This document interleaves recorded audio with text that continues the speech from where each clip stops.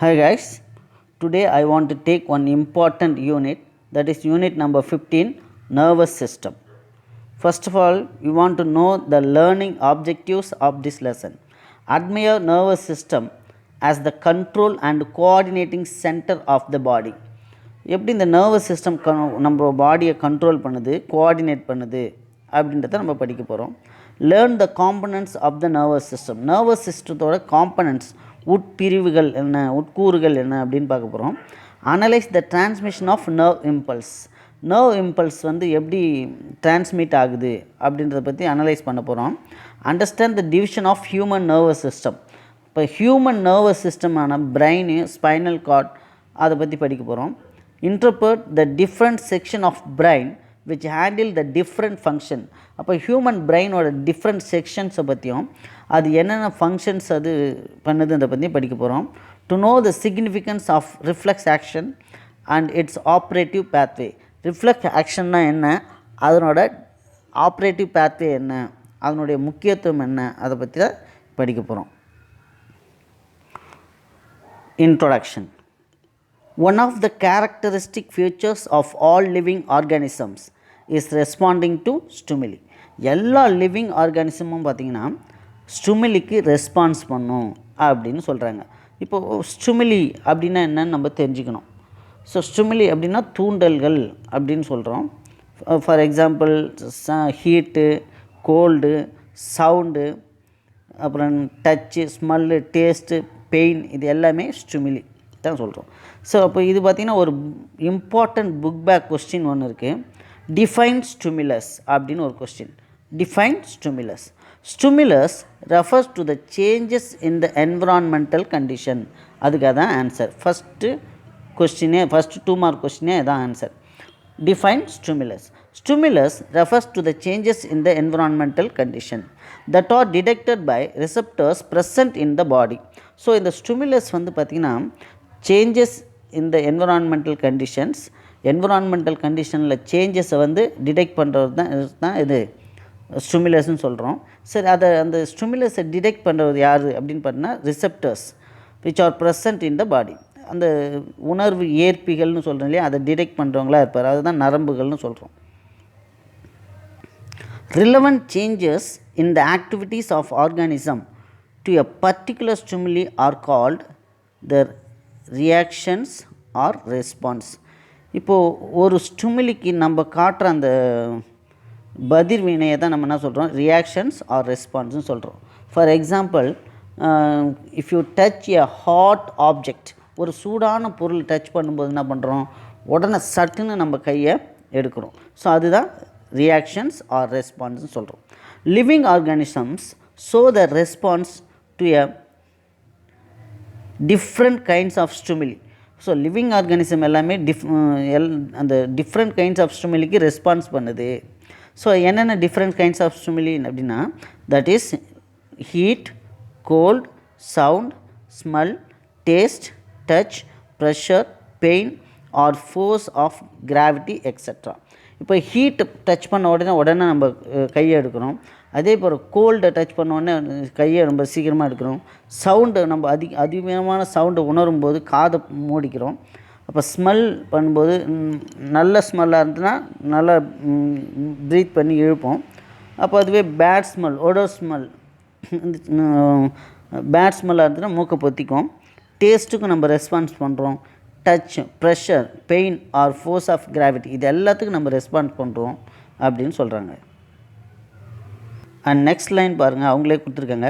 For example, withdrawal of hand when we touch a hot object or closing the eyes when we flashed with bright light. So ஹாட்டான ஆப்ஜெக்டை தொடும்போது உடனே நம்ம என்ன பண்ணுறோம், கையை திரும்ப எடுக்கிறோம். அதே போல் ஹை பீம் ஃப்ளாஷ் லைட் வரும்போது நம்ம கண்ணை மூடிக்கிறோம். ஸோ இதெல்லாம் தான் அந்த ரெஸ்பான்ஸ், அந்த ஸ்டிமுலிக்கான ரெஸ்பான்ஸ்ன்னு சொல்கிறோம். Right. In this condition heat or light is the stimulus. அப்போ அந்த ஹீட்டும் லைட்டும் தான் ஸ்டிமுலஸு. நம்ம கையை வித்ட்ரா பண்ணுறதும் கண்ணை மூடிக்கிறதும் ரெஸ்பான்ஸ்னு சொல்கிறோம். thus on receiving the stimulus the body responds in a manner that is most appropriate for its survival and functionings. அப்போ எல்லா ஸ்டிமுலஸுக்கும் ரெஸ்பான்ஸ் இருந்தால் தான் நம்ம இந்த உலகத்தில் வாழ முடியும் அப்படின்னு சொல்கிறாங்க. Next, to provide the correct response to the stimulus. அந்த ஸ்டிமுலஸ்க்கு கரெக்டான ரெஸ்பான்ஸ் பண்ணணும்.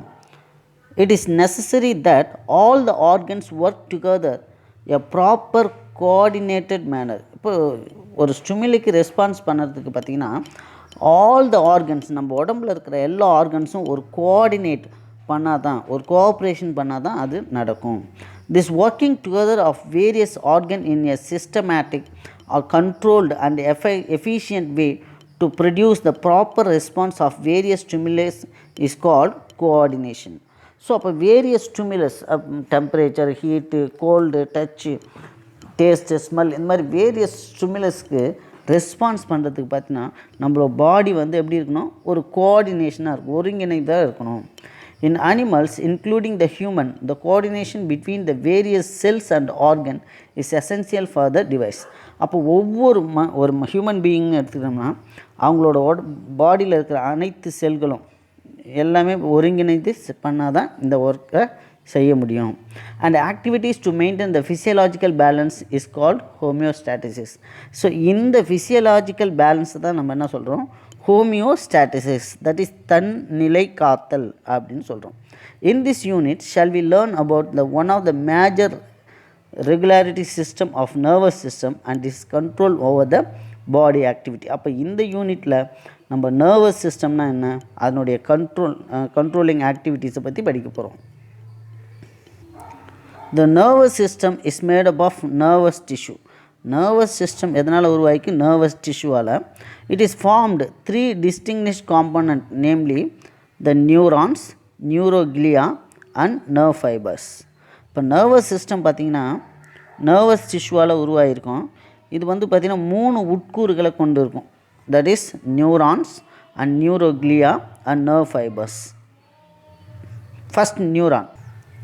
Neuron or nerve cell. A neuron or nerve cell is the structural and functional unit of the nervous system. It's very, very important one more question. A neuron or nerve cell is the structural and functional unit of the nervous system. It is the longest cell of the human body. Human body liye longest cell அப்படினு பார்த்தீங்கன்னா neuron or nerve cells. It's a length over the 100 micrometer. So இதனோட length பார்த்திங்கன்னா, sorry நான் இங்கே விட்டுருக்கேன், 100 micrometer and that is 100 μm. And important one more question, which is the longest cell in human body? That is nerve cell. Its average length is 100 μm. That is 100 μm. And these cells are highly specialized. Which one? The nerve cells. The nerve cells are highly specialized and detect, receive and transmit the different kinds of stimuli. So இது வந்து பார்த்தீங்கன்னா specialised செல்ஸாக இருக்கும். இது தான் detect பண்ணும், receive பண்ணும் and transmit the different kinds of stimuli. So different kinds of ஸ்டிமுலியை detect பண்ணி ரிசீவ் பண்ணி அதை டிரான்ஸ்மிட் பண்ணும், கண்டக்ட் பண்ணும். Next, information is conducted through the neurons is in the form of electrical impulse. So அது எப்படி அந்த ஸ்டிமுலியை வந்து கண்டக்ட் பண்ணும் அப்படின்னு பார்த்தீங்கன்னா இந்த ஃபார்ம் ஆஃப் எலக்ட்ரிக்கல் இம்பல்ஸாக தான் கண்டக்ட் பண்ணும் from one part of the body to another. And next topic is neuroglia. So neuroglia also called as glial cells. Neuroglia நம்ம என்ன சொல்கிறோம், glial cells ன்னு சொல்கிறோம். There are non-existing supporting cells of the nervous system. இது வந்து பார்த்திங்கன்னா இந்த neuroglia என்ற glial cell வந்து பார்த்திங்கன்னா supporting cells of the nervous system. Neuroglia is a supporting cells of the nervous system. Very, very important one. And they do not initiate or conduct the nerve impulse. Neuroglia பார்த்தீங்கன்னா or the glial cells வந்து it does not conduct or initiate the nerve impulse. nerve impulse-ஐயும் conduct பண்ணாது, initiate பண்ணாது. And last one is nerve fiber. Nerve fiber. The nerve fibers are the long, slender process of neuron. So nerve fibers பார்த்திங்கன்னா மெல்லியதாக இருக்கும். இதுதான் நியூரான்ஸில் பார்த்திங்கன்னா செயல்படக்கூடிய பகுதியாக இருக்கும். A number of nerve fibers are bundled up together to form nerves. அப்போ nerve fibers எல்லாம் பண்டிலாக மாறி அங்கே தான் இது நர்வ்ஸாக மாறுது, நரம்பாக மாறுது. Next structure of neuron. ஒரு நியூரானோட ஸ்ட்ரக்சர் எப்படி இருக்கும்? இது இம்பார்ட்டண்ட்டான 5 mark question. Structure of neurons. A neuron typically consist of 3 basic parts. இந்த நியூரானில் பார்த்தீங்கன்னா 3 பேசிக் பார்ட்ஸ் இருக்குது. One is cyton. இதுதான் cyton, cell body. Cyton is otherwise called as cell body or perikaryon அப்படின்னு சொல்லுவோம். And next one is dendrites. இந்த டென்ட்ரைட்ஸ்னால் இது பாருங்க, இங்கே கிளைகளாக பிரான்ச்சஸ் மாதிரி இருக்கு இல்லையா, இதெல்லாம் dendrites. So this is cyton or cell body or perikaryon. இது வந்து பார்த்திங்கன்னா பிரான்ச்சஸாக இருக்குது டென்ட்ரைட்ஸ். அண்ட் இதுலேருந்து நீளமாக போகுது பார்த்திங்களா, இது ஆக்சான். அதான் 1, 2 and 3. A neuron typically consists of 3 basic parts, that is, one is cyton, second one is dendrites, and third one is axon. And first cyton. Cyton பற்றி படிச்சிரும். Cyton is also called as cell body. Cyton என்ன சொல்கிறோம்? செல் பாடின்னு சொல்கிறோம். R பெரிகேரியோன். இதுக்கு 3 பேர் மொத்தம். Cyton, cell body or perikaryon. It has central nucleus with abundant cytoplasm. இதுக்குள்ளே பார்த்திங்கன்னா central nucleus இருக்கும், அதுக்குள்ளே நிறைய சைட்டோபிளாசம் இருக்கும். The cytoplasm as large granular body is called as Nissl granules. இந்த சைட்டோபிளாசத்தில் பார்த்திங்கன்னா நிறைய கிரானியூல்ஸ் இருக்கும். அந்த கிரானியூல்ஸ்க்கு பேர் Nissl granules. And other cell organelles like mitochondria, ribosomes, lysosomes and endoplasmic reticulum are present. Neuron பார்த்தீங்கன்னா neuron do not have the ability to divide. It's very very important points. Neurons do not have the ability to divide. அது பிரியாது, செல் டிவிஷனில் ஈடுபடாது, செல் divide ஆகாது. Several neurofibrils are present in the cytoplasm. இந்த சைட்டோபிளாசத்தில் several நியூரோஃபைப்ரில்ஸ் இருக்கும், சின்ன சின்ன நுண் இழைகள் மாதிரி இருக்கும். ஸோ இது எதுக்கு யூஸ் ஆகும் அப்படின்னு பார்த்தீங்கன்னா, transmit the nerve impulse from the cell body. இப்போ செல் பாடியான இந்த சைட்டான்லேருந்து நர்வ் இம்பல்ஸை அப்படியே கடத்தி ஆக்சானுக்கு கடத்தும். மீண்டும் இந்த ஆக்சானை பற்றி படிச்சிடுவோம். ஆக்சான்ற பாருங்க, சைட்டான். A neuron typically consists of 3 basic parts, that is cyton, dendrite and axon. First one is cyton. Cyton is also called as cell body or perikaryon. It has central nucleus with abundant cytoplasm. அதுக்குள்ள central nucleusம் அதிக அளவு சைட்டோபிளாசமும் இருக்கும். That is called as neoplasm. The cytoplasm has large granular body. அது சைட்டோபிளாசத்தில் நிறைய கிரானியூலார் பாடி இருக்கும், அதுக்கு தான் Nissl granules பேர். And other sell organelles mitochondria, ribosomes, lysosomes and endoplasmic reticulum are present. So இது அடுத்தது முக்கியமான பாயிண்ட் பார்த்தீங்கன்னா, neuron to not have ability to divide, cell division ஆகாது. And several neurofibrils are present in the cytoplasms that are transmit the nerve impulse to and from the cell bodies. Cell பாடியிலேருந்து nerve இம்பல்ஸை conduct பண்ணுற வேலையை செய்கிறது இந்த neurofibrils. And next dendrites. Dendrites அப்படின்னா இந்த சைட்டான்லேருந்து இந்த கிளைகளாக இப்படி பிரியுது இல்லையா, பிரான்ச்சஸாக,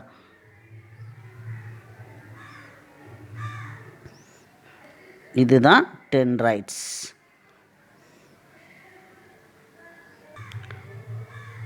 Dendrites. These are numerous branched cytoplasmic processes that project from the surface area of cell body. These are the numerous branched cytoplasmic process that project from the surface of the cell body. செல் பாடியிலேருந்து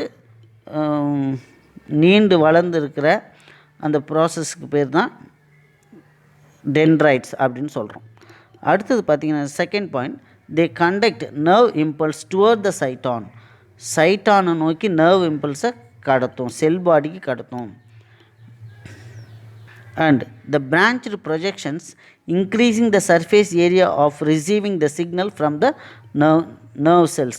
அப்போ அந்த எவ்வளோ dendrites அதிகமாக இருந்துச்சுன்னா அதிக அளவு அந்த ஸ்டிமுலிஸை வந்து receive பண்ணும். பாருங்கள், சைட்டான்லேருந்து numerous processes arising, these are called dendrites. சைட்டான்லேருந்து அதிக அளவு இந்த பிரான்ச்சஸாக வெளியில் வந்திருக்கு இல்லையா, இதுக்கு பேர் தான் டென்ட்ரைட்ஸ்னு சொல்கிறோம். They conduct nerve impulse toward the cyton. அப்போ இங்கே பக்கத்தில் இருக்க நியூரான்ஸ், நெய்பரிங் நியூரான்ஸ்லேருந்து நர்வ் இம்பல்ஸை வாங்கி அதை என்ன பண்ணுது, இந்த சைட்டானுக்கு கடத்துகிற வேலையை செய்கிறாரு. The branched projections increasing the surface area of receiving signal from the nerve cells.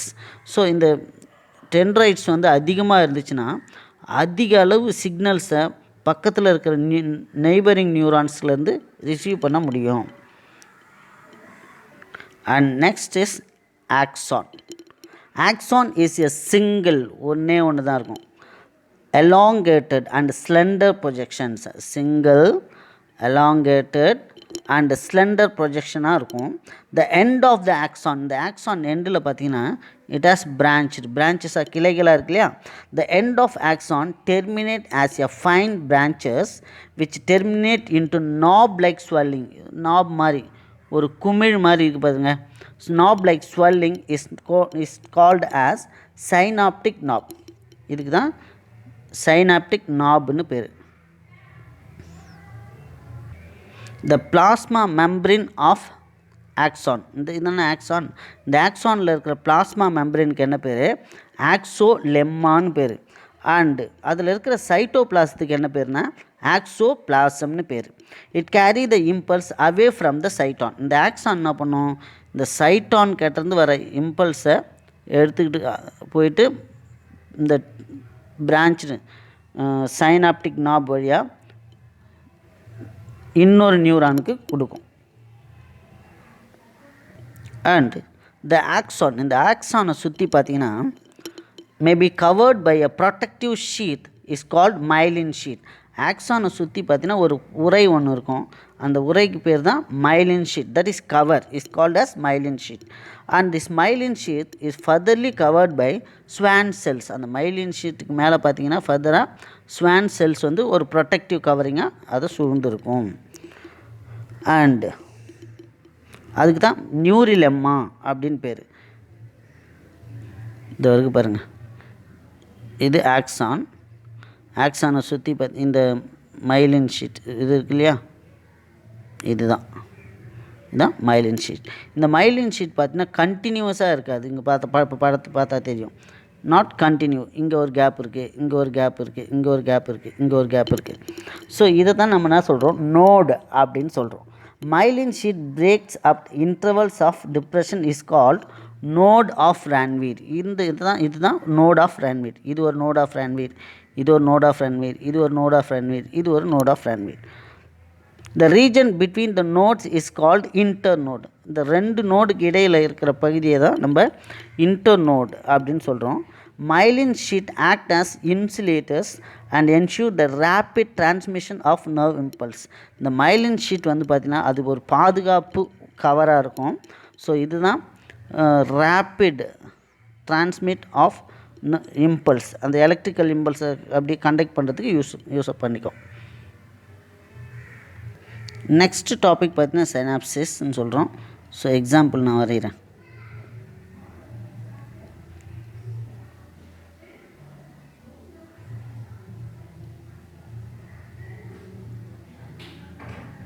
இது ஒரு நர்வ் செல், இது சைட்டான் ஆர் செல் பாடி, இது டென்ட்ரைட்ஸ், இது ஆக்சான், இது வந்து பார்த்திங்கன்னா சைனாப்டிக் நாப் இல்லையா. ஸோ இங்கே வந்து பல்ப் லைக் ஸ்ட்ரக்சர், இதான் சைனாப்டிக் நாப் இருக்கும். இது ஒரு நியூரான், பக்கத்தில் இன்னொரு நியூரான் போடுறேன்னு வச்சுங்க.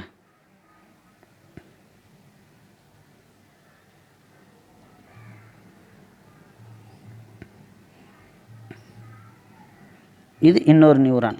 ஸோ இங்கே சைனாப்சிஸ் அப்படின்னா a junction between the synaptic knob of axon of one neuron and dendron of next neuron. அப்படின்னா இந்த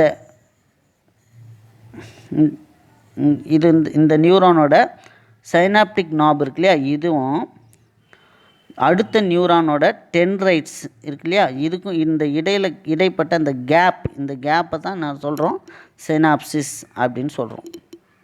புரிஞ்சுதா? இப்போ இந்த நியூரானோட டெர்மினல் எண்டு இருக்கு இல்லையா, இதுக்கும் பக்கத்து நெய்பரிங் நியூரான் இருக்கு இல்லையா, அதனோட டென்ட்ரைட்ஸுக்கும் இடையில் இருக்கிற அந்த கேப்பை தான் நம்ம சைனாப்சிஸ்ன்னு சொல்கிறோம்.